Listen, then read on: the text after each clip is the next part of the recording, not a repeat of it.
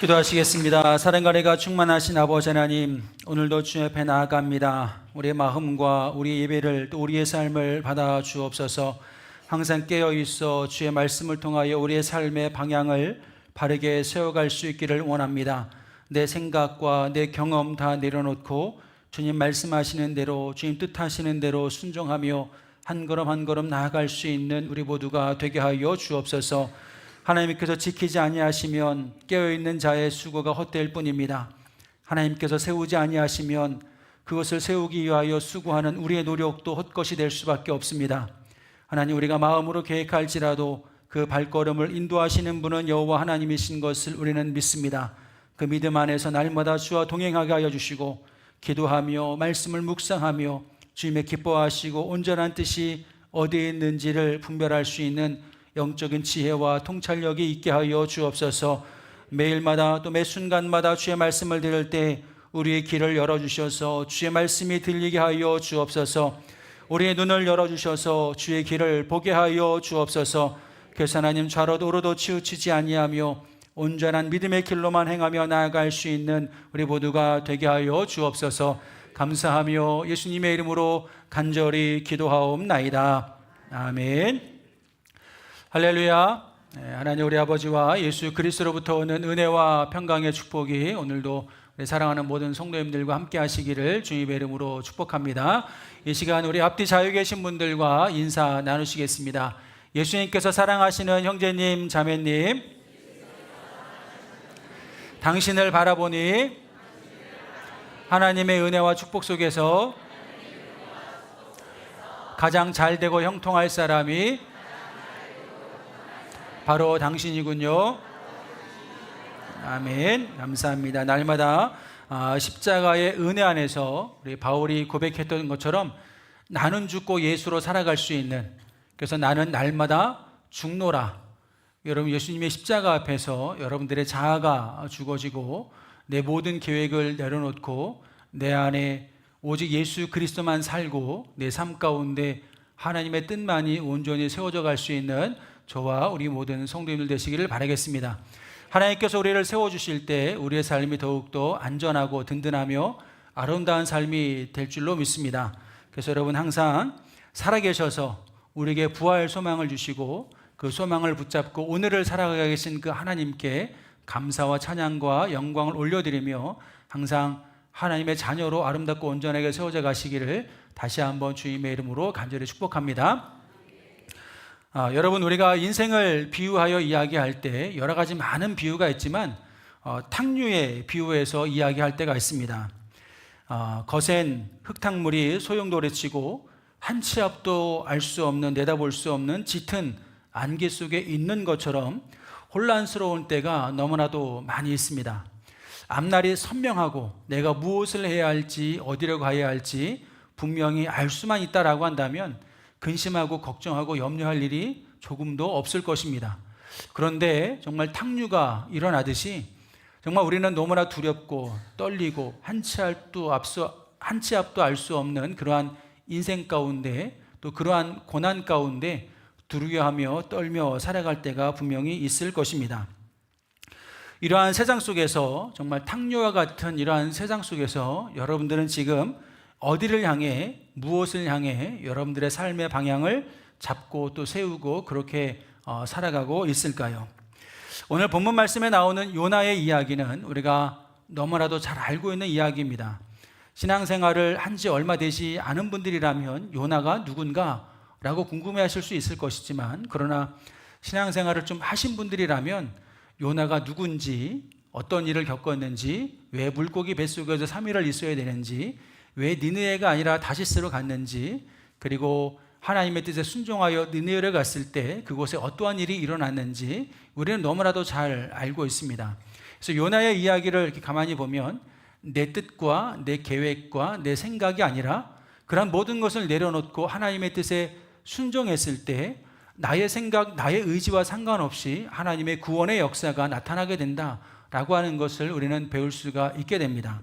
그래서 오늘 본문 말씀을 통해서 저는 우리가 인생을 살면서, 탕류와 같은 인생을 살면서 고난을 만날 때도 있을 것인데, 그러한 고난 속에서 우리는 무엇을 선택해야 될까? 어떻게 해야 될까?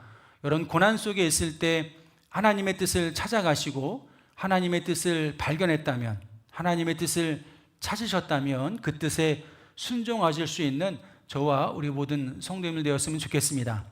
요나서를 제가 간략하게 말씀을 드리면, 하나님께서 어느 날 요나라고 하는 사람을 선지자로 택하여 세웁니다. 본래 그는 선지자였습니다. 하나님의 말씀을 받아서 그 말씀을 백성들에게 전하고 선포하는 역할을 하는 선지자였습니다. 어느 날 하나님께서 요나를 불러서 야, 니느웨로 가라. 니느웨에 가면 수많은 사람들이 있고 수많은 나의 백성들이 있다.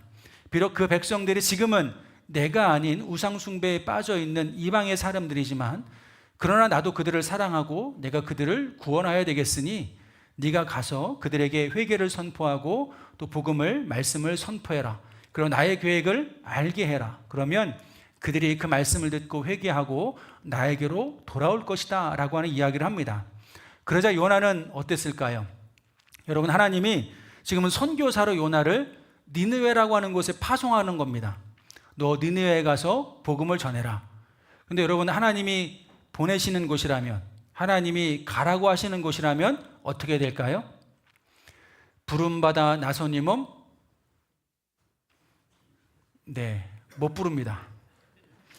어디든지 가오리다가 아니라 내 뜻대로 가오리다. 요나가 지금 그런 경우입니다.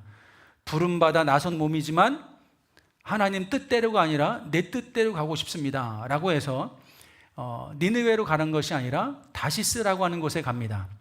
이 니느웨라고 하는 곳은요, 그때 당시에 아수르, 지금으로 보자면 이라크입니다. 그 아수르라고 하는 나라의 수도였고요, 그 아수르라고 하는 나라의 북쪽 상류 쪽에 있어서 티그리스강 상류에 위치해 있는 수도입니다. 그렇기 때문에 강을 끼고 있다, 그 시대 고대 사회에서 강을 끼고 있다라고 하는 것은 풍요의 상징이라고 보시면 됩니다. 모든 것이 부족함이 없이 풍요롭고 모든 것이 넉넉하고 여유 있고, 그러다 보니까 도로의 요충지가 되고요, 그러한 발달된 도로를 중심으로 무역이 활발하게 이루어지고, 그러면 경제적으로도 아주 풍요로운 도시가 니느웨라고 하는 곳이었습니다. 그렇기 때문에 이 아수르라고 하는 나라는 그러한 강력한 경제력을 바탕으로 군사력을 키우게 되고, 그 시대 그 7세기, 8세기 그때에 아주 강력한 고대 근동 지역의 패권자로 자리매김을 하게 됩니다. 그랬을 때 이 아수르라고 하는 나라는 끊임없이 북이스라엘을 침략하고 남유다를 공격하여 마침내 이집트, 애굽까지 내려가려고 하는 그런 계획을 세우고 있었습니다. 그러한 상황 속에서 다메섹이라고 하는 것을 먼저 점령하고 그 다음에 북이스라엘을 끊임없이 괴롭히고 침략했던 때였습니다. 여러분, 신앙생활 하시면서 제가 이 질문을 하면 선뜻 대답들을 못 하시더라고요. 오늘도 제가 불편한 질문을 하나 한번 해보겠습니다. 단 1분 1초도 한 공간에 있고 싶지 않다, 그런 사람이 없을까요? 없을까요? 없으시길 바라겠습니다. 네.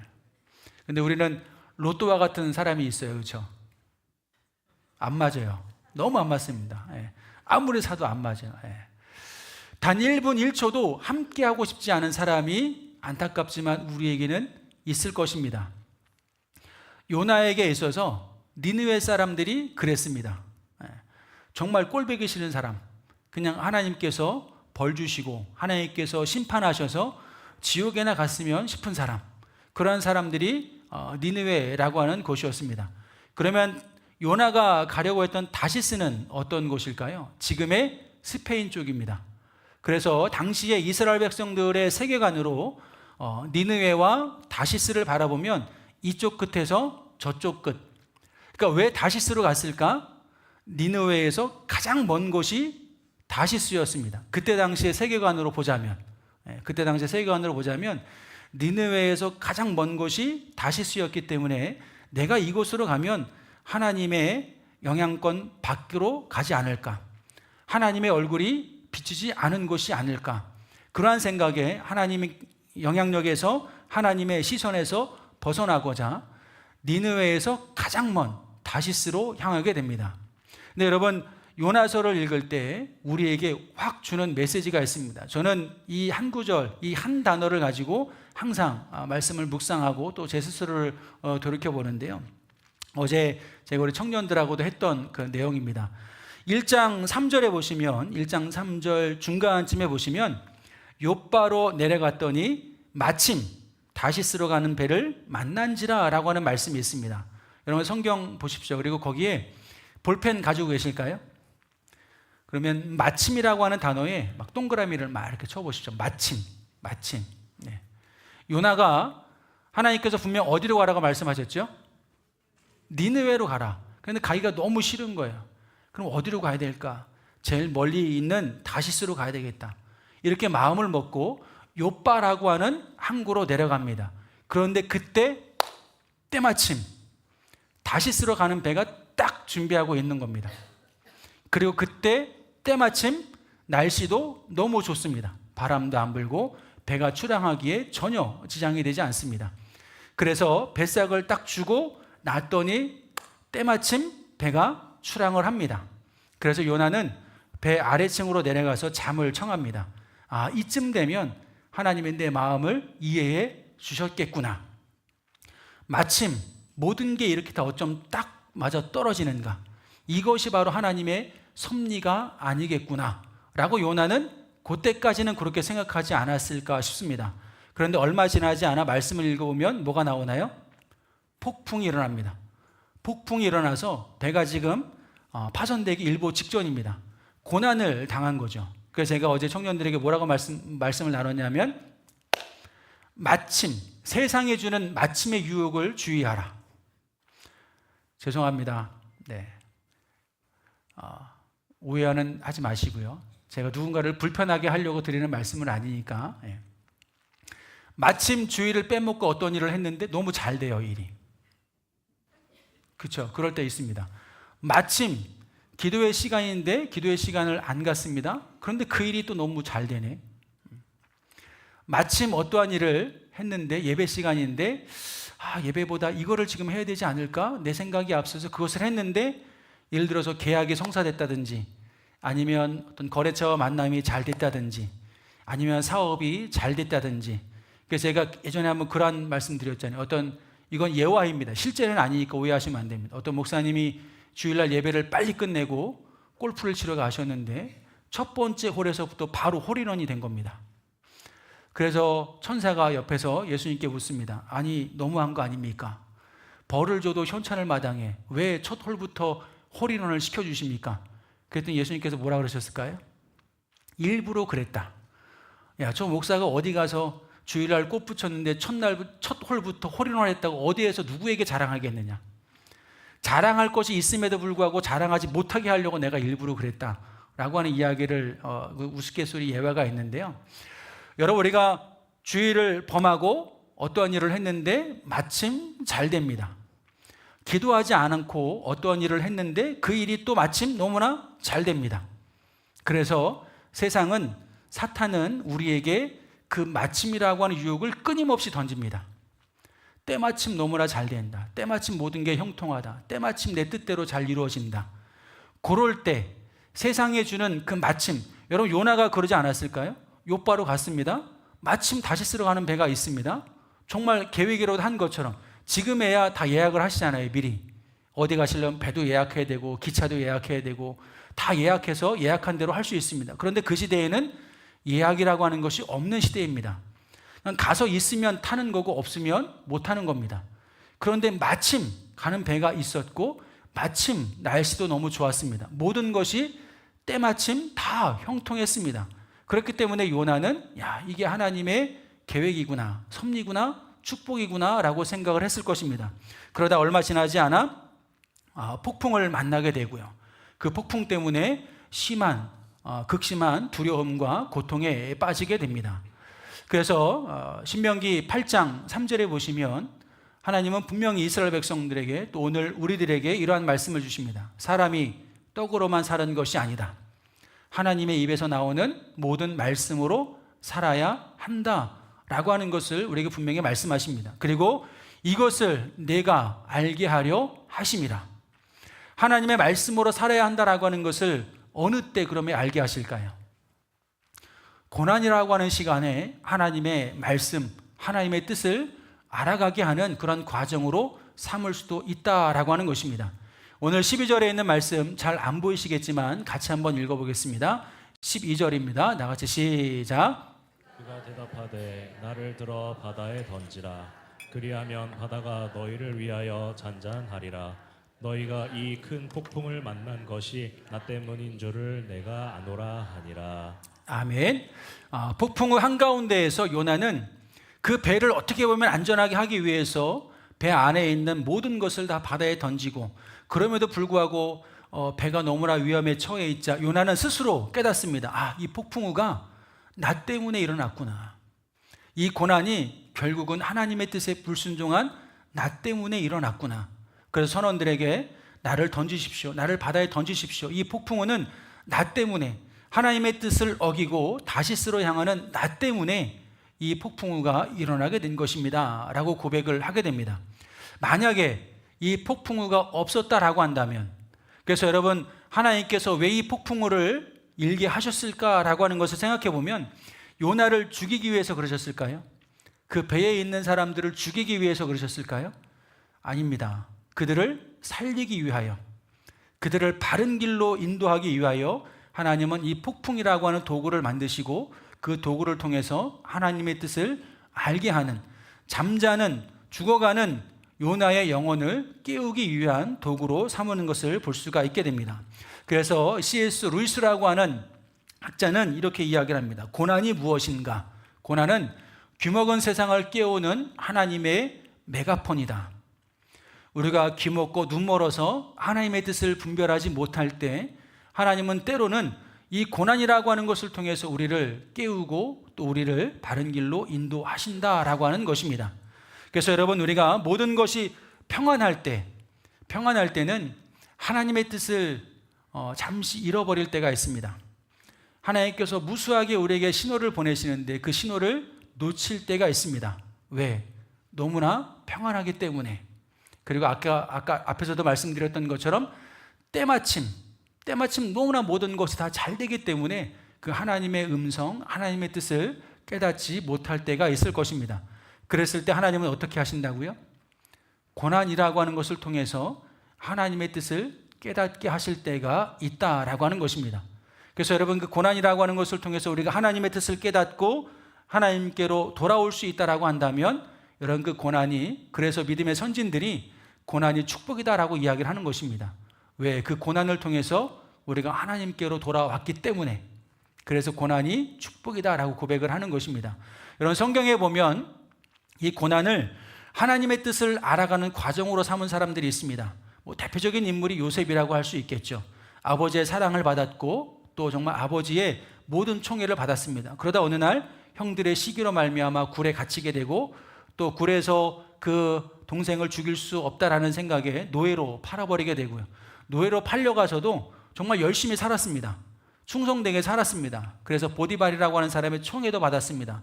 어느 날 억울한 누명을 쓰고 감옥에 갇히게 되었습니다. 사랑받았던, 근심 걱정 없이 살아갔던 그 한 사람이 어느 날 갑자기 고난의 연속입니다. 그랬을 때 요셉은 어떻게 살아갔을까요?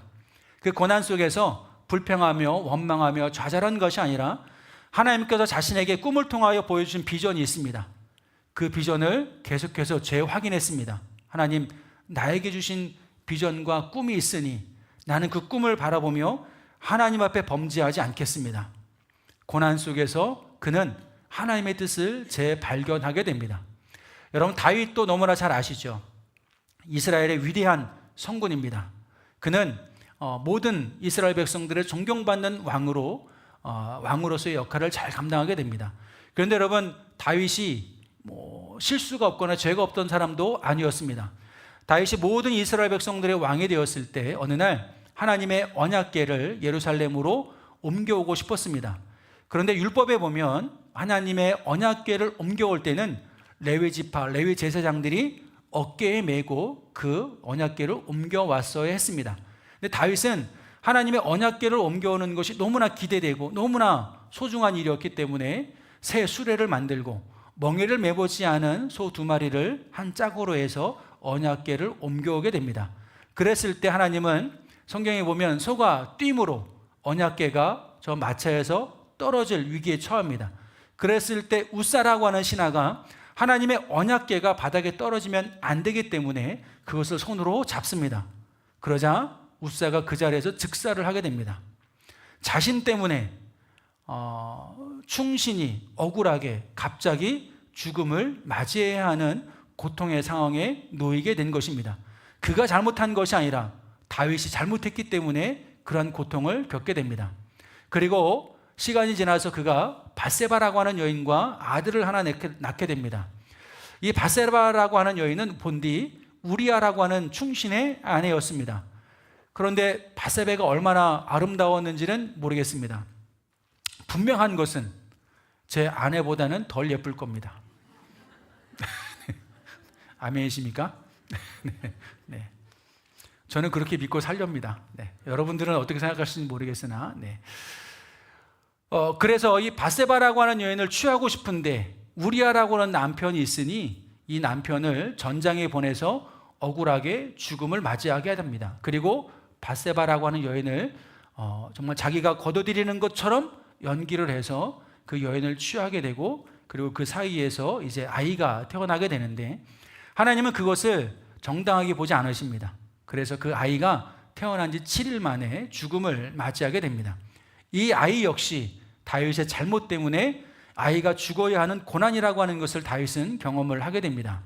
또 시간이 한참 지나 압살롬이라고 하는 아들이 반란을 일으켜서 그 반란으로 인해 왕궁의 그 아름답고 좋은 모든 것을 버려두고 정말 맨발로 쫓겨나야 하는 그 상황, 그 고통을 다윗은 고스란히 몸으로 겪어야 했습니다. 그러한 순간 속에서 다윗은 어떻게 했을까요? 그때마다 선지자들이 하나님의 말씀을 전할 때, 또 선지자를 통하여 자신의 잘못을 지적받을 때 그는 불평하거나 원망하거나 자기의 권력을 사용하지 않고 하나님 앞에 나아가서 침상이 다 젖도록 눈물을 흘리며 참회하며 회개합니다. 하나님의 뜻을 다시금 발견하는 기회로 그 고난의 시간을 삼은 것입니다. 그랬을 때 다윗은 다시금 이스라엘의 성군으로서, 이스라엘의 가장 위대한 왕으로서 오늘날까지 그 역사의 기록에 그 이름을 남길 수 있게 되었는 줄로 믿습니다. 여러분, 지금도 인생을 살아가면서 여러분들이 이해할 수 없는 고난을 겪고 계신 분들이 계시리라 생각을 합니다. 그러한 상황 속에서 우리는 이렇게 생각할 수 있습니다. 하나님, 왜 하필 나입니까? 왜 하필 내가 이러한 고난을 겪어야 됩니까? 그러한 고난 속에서 여러분 꼭 이것만은 기억하십시오. 저도 늘 마음속에 항상 되새깁니다. 고난 속에서 부르짖는 원망의 소리보다 하나님이 이 폭풍을 통해 제가 깨달아야 할 하나님의 뜻은 무엇입니까? 제가 놓치고 살았던 하나님의 뜻은 무엇입니까? 세상에 주는 마침이라고 하는 그 유혹에 빠져서 혹 내가 하나님의 뜻을 저버린 것은 없겠습니까? 고난의 시간에, 물론 고난이 우리가 하나님 앞에 죄를 범했기 때문에 다른 길로 걸어가기 때문에 임하는 것은 아닐 것입니다. 때로는 하나님의 허락하심 가운데 하나님의 살아계심과 하나님의 영광을, 또 하나님의 선하신 계획을 드러내기 위하여 뜻하지 않은 고난을 당할 때도 있을 것입니다. 그러나 어떤 경우에는 분명 내가 믿음의 길을 잘못 걸어가고 있기 때문에 하나님께서 나를 바른 길로 인도하시기 위하여 고난이라고 하는 그런 도구를 사용하실 때도 있다라고 하는 것입니다. 그렇기 때문에 그 고난 속에서 원망하며 불평함으로 말미암아 인생을 허비하는 어리석은 자가 되지 마시고 하나님의 뜻이 무엇인지를 재발견하실 수 있는 저와 우리 모든 성도님들 되었으면 좋겠습니다. 하나님의 뜻을 다시금 재발견하면 말씀을 통해서 우리의 삶의 방향을 바르게 재설정할 수 있게 되어줄 줄로 믿습니다. 여러분, 우리가 걸어가야 할 길이 일직선인데 만약 여러분들이 내 생각대로 지금 잘못된 길로 걸어가고 있다라고 한다면, 그래서 제가 어제 청년들에게 그런 얘기를 했습니다. 여러분들이 지금 잘못된 길로 걸어가고 있다면 많이 빗나간 것이 아닐 것이다. 그러니 더 빗나기 전에 바른 길로 돌아와야 된다. 그런데 이것을 망각하고 계속해서 다른 길로 걸어가면 돌아오는 건 더 힘들어진다. 더 힘들기 전에 바른 길로 반드시 돌아와야 된다. 그래서 세상이 주는 마침이라고 하는 달콤한 유혹에 넘어가지 말고 힘들더라도 어렵더라도 세상은 빨리 가라고 얘기할지라도 빨리 가는 것보다 바르게 가는 것이 더 중요하니 항상 마침의 유혹을 주의하여 믿음의 바른 길을 걸어갔으면 좋겠다라고 어제 저녁에 함께 나누었는데요. 여러분들도 우리 모두도 마찬가지입니다. 빠르게만 하려고 하지 마시고 바른 길로 천천히 가더라도 한 걸음 한 걸음 주님과 함께 믿음의 동역자들과 함께 사랑하는 믿음의 형제 자매들과 함께 믿음의 발걸음을 한 걸음 한 걸음 내디딜 수 있는 저와 우리 모든 성도님들 되었으면 좋겠습니다. 그렇게 하나님의 뜻을 깨달았다면 어떻게 될까요? 순종하셔야 되겠죠. 그래서 14절로 15절에 있는 말씀을 보시면 특히 13절부터 쭉 보시면 사공들이 이렇게 이야기를 합니다. 그래도 우리가 너를 어떻게 바다에 밀어넣느냐, 그럴 수 없다 라고 하면서 열심히 배를 육지로 돌리기 위하여 노를 줬습니다. 그런데 이거는 자신들의 생각입니다. 자신들의 뜻입니다. 그러다 보니까 13절에 보시면 폭풍이 더 흉흉해진다라고 말씀하고 있습니다. 폭풍이 더 거세진 것입니다. 아무리 노력을 해도 그 위기를 모면할 수가 없었다라고 하는 것입니다. 그래서 그들이 다시 한번 선원들이 깨닫습니다. 아, 그렇구나. 우리가 노력해봐야 되는 것이 아니구나. 왜? 이 모든 것이 주께서 주의 뜻대로 이루어가는 것이기 때문에. 그래서 그에게 요나에게 양해를 구하고 그래 하나님의 뜻이 여기에 있다면 부득이하게 우리가 너를 바다에 던질 수밖에 없겠구나. 그래서 선원들은 요나의 말대로 요나를 바다에 던지게 됩니다. 그리고 말씀해 보시면 15절이죠. 요나를 들어 바다에 던짐에 바다가 뛰노는 것이 곧 그쳤다. 이것은 다른 말로 이야기를 하면 고난 속에서 하나님의 뜻을 깨닫고 하나님께 순종했더니 내 고난이 멈췄다, 끝났다라고 하는 것과 같은 의미가 아닐까 싶습니다. 여러분, 하나님 말씀에 순종하는 것이 쉬울까요? 어려울까요? 어렵습니다. 성경에는 하나님의 말씀에 자발적으로 순종한 예가 있고 또 억지로 순종한 예가 있습니다. 자발적으로 순종을 했던 억지로 순종을 했던 두 순종은 모두 다 생명을 살리고 하나님의 영광을 드러내는 귀한 축복의 통로가 됐습니다. 여러분, 성경에 자발적으로 순종한 사람들의 대표적으로 한 사람을 꼽으라고 한다면 느디딤이라고 하는 사람들을 꼽을 수 있습니다. 느디딤, 이름도 어렵죠. 느디딤, 한 사람의 이름이 아니라 지파의 이름입니다. 이 느디딤 사람들이 기원이 어디인지는 정확히는 알 수 없으나 그러나 그들이 했던 일들 또 그들이 살아왔던 이야기를 쭉 성경을 통해 찾아보면 여호수아 9장에서 찾을 수 있습니다. 여호수아 9장의 이야기는 여호수아가 가나안 땅을 점령에게 나가기 시작할 때 그 땅에 기브온 족속이 살고 있었습니다. 그래서 기브온 족속은 이스라엘 군대의 이야기를 듣게 됩니다. 여호수아의 이야기를 듣게 됩니다. 그랬을 때 이스라엘 백성들과 싸우면 여호수아와 싸우면 백전백패더라. 모두가 다 진멸당하더라. 그러면 우리가 그들과 맞서 싸울 것이 아니라 어떻게 하면 우리가 살 수 있을까? 화친을 맺자. 그러면 우리가 기브온 사람이라고 하는 걸 얘기하면 분명히 화친이 이루어지지 않을 테니 우리가 그를 속여서 먼 나라에서 온 사람이라고 속이자. 그래서 옷도 허름하게 입고 신발도 다 해진 거 신고 그렇게 해서 여호수아를 만납니다.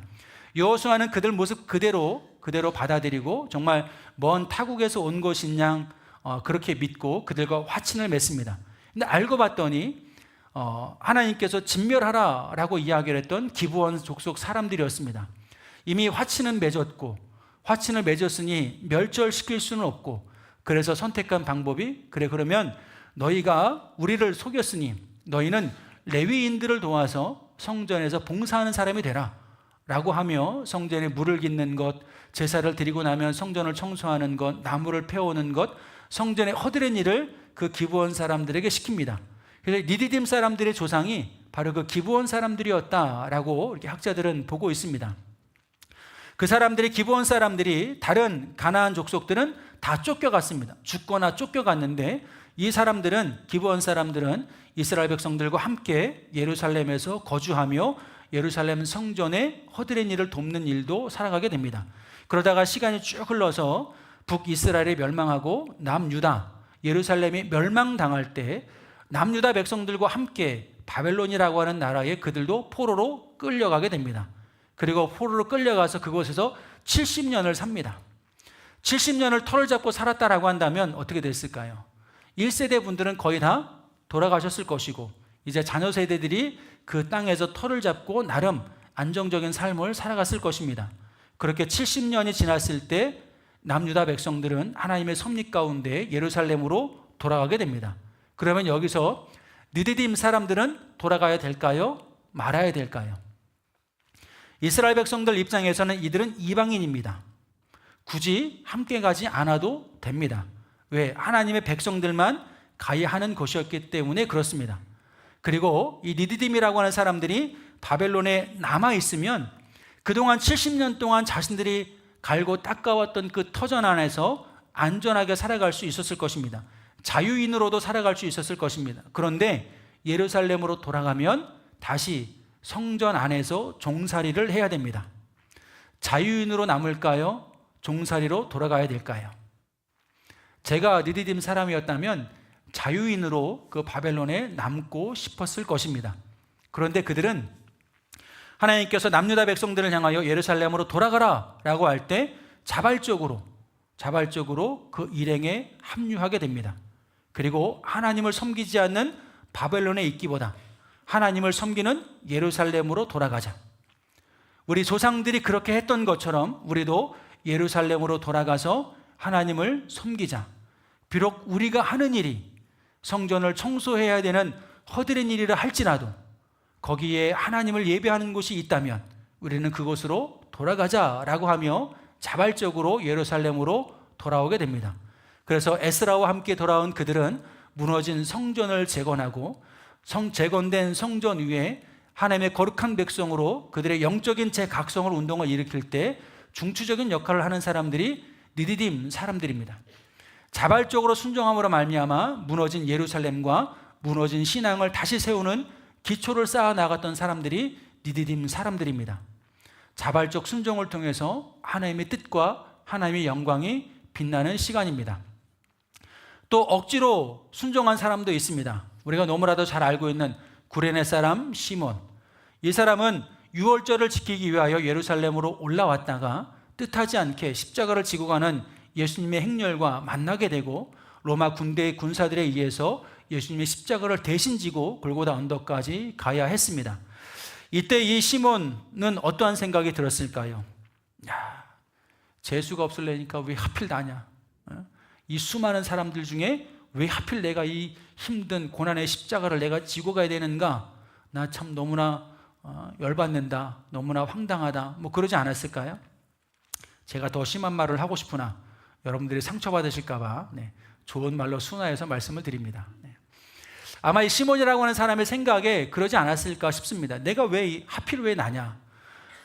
저 수많은 광장에 뭐 이미지로 이렇게 제가 만들어 봤지만 수많은 광장에 저 시몬이라고 하는 사람만 있었을까요? 엄청 많은 사람들이 있었을 것입니다. 지고 싶지 않았을 것입니다. 억지로 져야 했습니다. 그런데 여러분, 억지로 지는 저 십자가 사건을 통해서 어떠한 일이 일어났을까요? 고고학자들이 예루살렘에서 납골함을 하나 발견합니다. 1세기에 납골함을 하나 발견하게 되는데 거기에 뭐라고 써 있냐면 구레네 사람 시몬의 아들 알렉산더라고 하는 이름이 적혀 있습니다. 이 시몬이라고 하는 사람에게는 알렉산더와 루포라고 하는 두 명의 아들이 있었습니다. 그들이 언제 어떻게 예수님을 영접했는지는 알 수 없습니다. 기록이 없으니까. 그러나 로마서 16장에 보시면 바울이 이러한 이야기를 합니다. 주 안에서 택하심을 입은 루포, 그의 어머니가 곧 내 어머니다 라는 이야기를 합니다.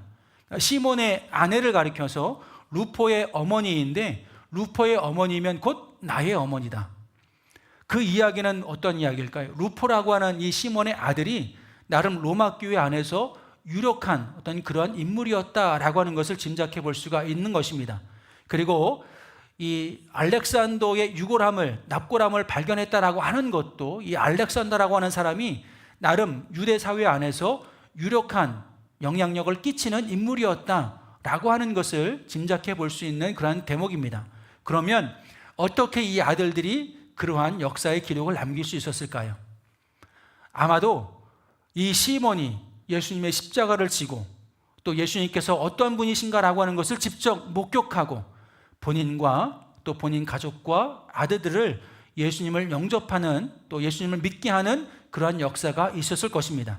그래서 억지로 진 이 십자가를 통해서 시몬이라고 하는 집안의 가정이 구원을 받고 복음의 증인으로 십자가의 증인으로 살았기 때문에 로마 교회 안에 유대 사회 안에 그렇게 영향력 있는 인물로 남을 수 있었겠다라고 하는 것을 짐작해 볼 수가 있습니다.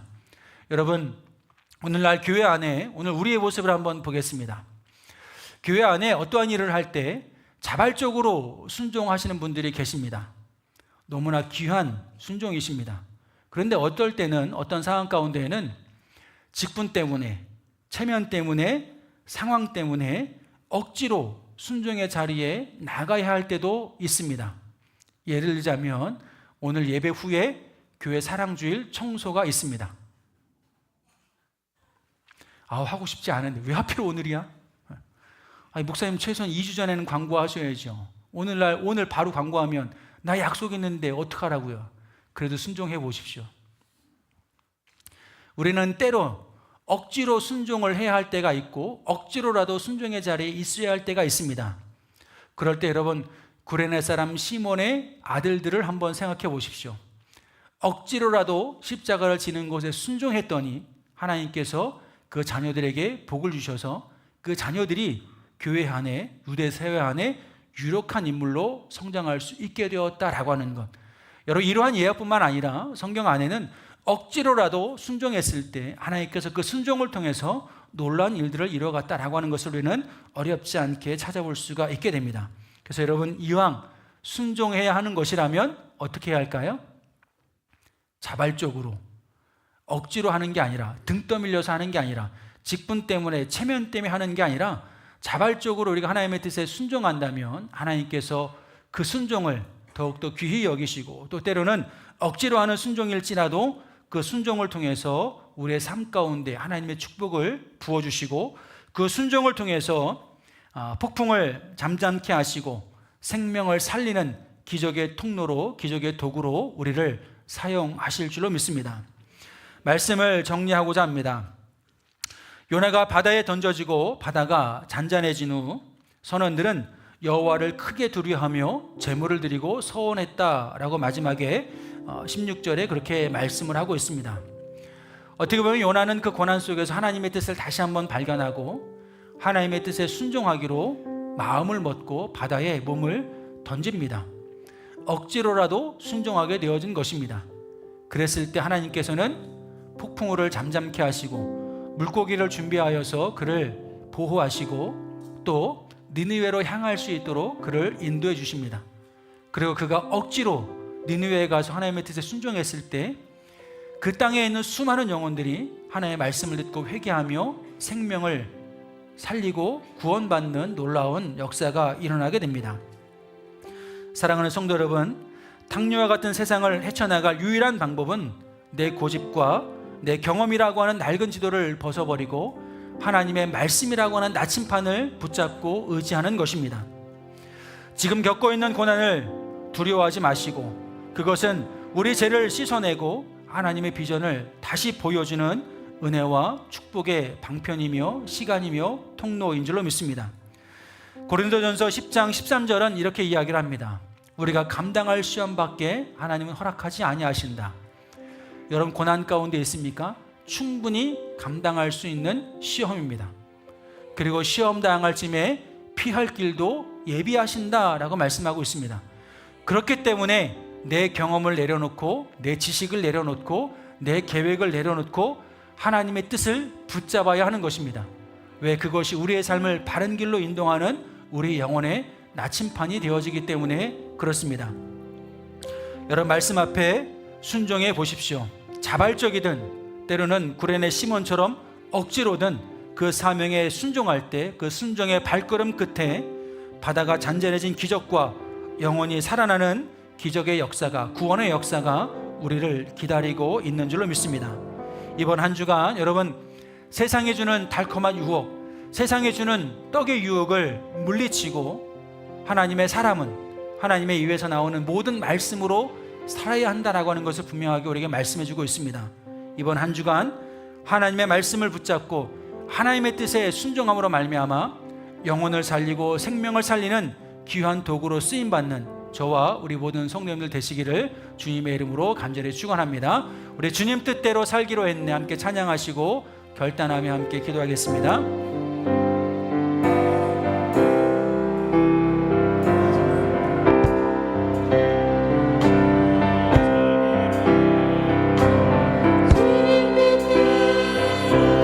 살기로 했네 주님 뜻대로 살기로 했네 되돌아서지 않겠네 새 세상 사람 날 몰라줘 이 세상 사람 날 몰라줘도 이 세상 사람 날 몰라줘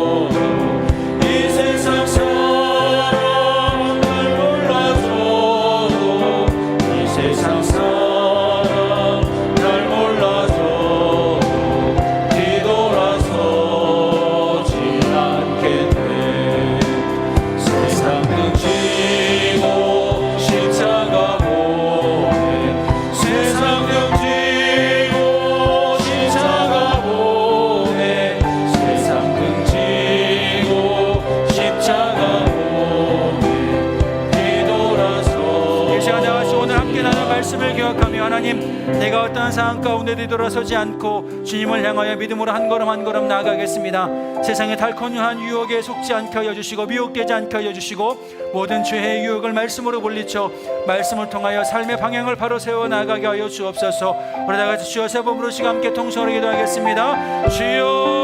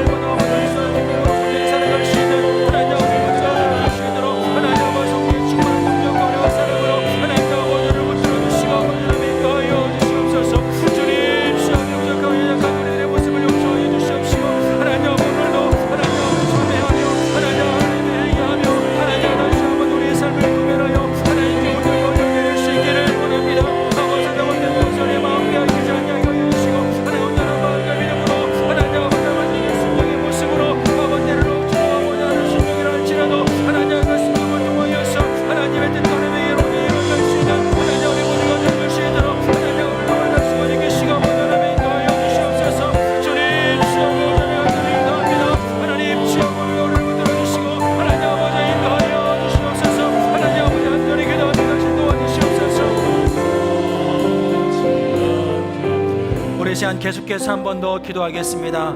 육신의 질병 때문에 아파하고 고통당하는 가족들을 위해서 기도해 주십시오.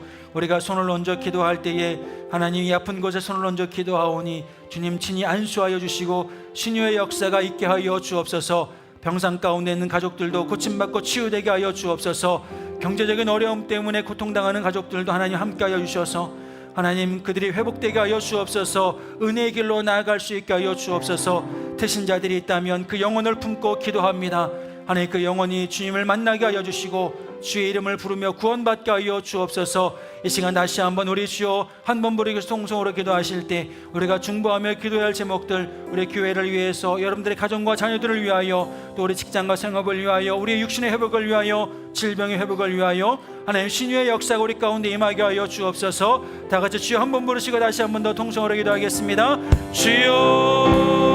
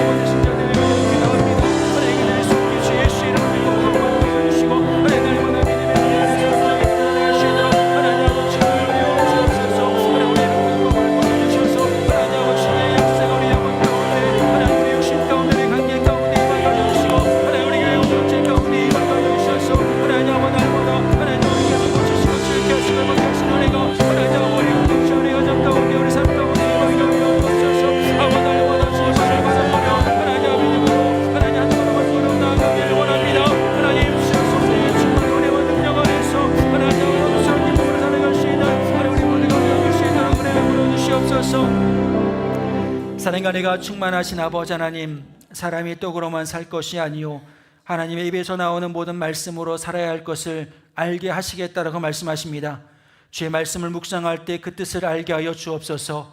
때로는 고난 가운데 있을 때 그 뜻을 발견하게 하여 주옵소서. 그래서는 고난으로 인하여 원망하고 불평하며 우리의 인생을 허비하는 어리석은 삶이 되지 않게 하여 주시고, 그 고난 속에서도 주의 말씀을 붙잡음으로 말미암아 진리 가운데, 은혜 가운데 우리의 삶의 방향을, 인생의 방향을 바르게 세워나갈 수 있는 우리 모두가 되게 하여 주옵소서. 세상은 빠르게 가라고 이야기를 합니다. 그러나 우리는 빠르게 가는 그 세상의 풍조를 따라가는 자들이 아니라 바르게 걸어가라는 주의 말씀에 순종해야 하는 자들인 줄로 믿사오니, 오늘도 주의 말씀을 깨달아 알았다면, 주의 말씀이 내 마음 가운데 있다면 그 말씀에 순종하게 하여 주옵소서. 자발적으로 순종하게 하여 주시고, 때로는 억지로라도 그 말씀에 순종하게 하여 주셔서 그 순종을 통하여 우리의 삶의 폭풍이 멈추게 하시고 우리의 삶에 놀라운 하나님의 은혜와 축복의 역사가 시작되어질 수 있도록 우리 가운데 역사하시고 은혜를 베풀어 주옵소서. 질병이라고 하는 고난, 경제적인 어려움이라고 하는 고난, 아버지 관계에서 오는 그런 모든 고난들, 그런 모든 것에 참 자유함을 누리게 하여 주시고, 우리가 순종할 때 생명을 살리고 하나님의 영광과 하나님의 뜻을 세워가게 되실 줄로 믿사오니, 하나님의 뜻을 이루기 위하여 귀하게 쓰임받는 우리 교회와 우리 모든 성도님들 되어줄 수 있도록 은혜 베풀어 주옵소서. 너 귀한 예물을 성별하여 하나님께 올려드립니다. 이 예물을 받으시고 축복하여 주옵소서. 믿음의 고백을 남아서 하나님께 올려드리오니, 하나님 드린 손길들 그 마음의 소원을 기억하여 주시고 하나님의 때에 하나님의 방법으로 반드시 응답하여 주실 것을 믿습니다. 하나님 불필요하게 세워나는 경제 지출도 막아주셔서 하나님께서 부어주실 때 차고 넘치는 은혜가 있게 하여 주옵소서. 넉넉히 쓰고도 남음의 역사가 우리 성도님들의 가정과 기업 가운데 있게 하여 주옵소서. 자녀들을 위하여 기도합니다. 하나님 중요한 일들을 놓고 기도하는 가운데 있사오니, 하나님 그 모든 발걸음 가운데, 그 계획 가운데 주의 사랑의 손길로, 능력의 손길로 인도하여 주옵소서. 담대함을 허락하여 주셔서 하나님 그 계획 가운데 아름다운 열매를 맺어갈 수 있도록 은혜 베풀어 주옵소서. 육신의 질병을 위하여 기도합니다. 하나님 병상 가운데 신음하고 있는 가족들을 불쌍히 여겨주시고 국리를 여겨주셔서 우리가 함께 중보하며 기도할 때 신유의 역사가 있게 하여 주옵소서. 송아지와 같이 기뻐 뛰며 하나님 찬양하며 예배할 수 있도록 하나님 은혜를 베풀어 주옵소서. 오늘도 이 시간 간절한 마음으로 기도하오니 하나님 응답하여 주시고 역사하여 주셔서 드린 손길들 부끄럽지 아니할 수 있도록 하나님께서 30배, 60배, 100배의 열매로 갚아주시고 축복하여 주옵소서. 주님께서 가장 좋은 길로, 선한 길로 우리의 삶을 지키시고 인도하여 주실 것을 믿사오며 사랑이 많으신 예수님의 이름으로 간절히 축복하며 기도하옵나이다. 아멘.